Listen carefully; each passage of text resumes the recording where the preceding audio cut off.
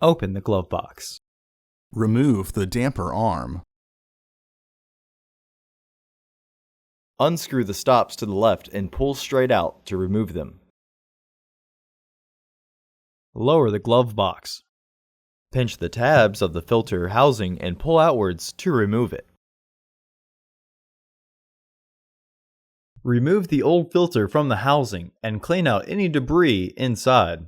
Install your new AQ1258 filter into the housing, with its airflow indicating arrow pointing down.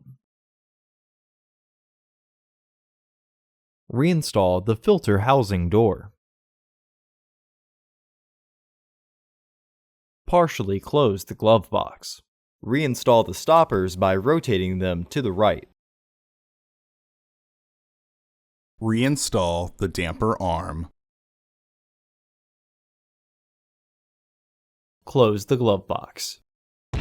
Order your parts today at filterheads.com. Also, please like our video and subscribe to our channel so you won't miss any new content.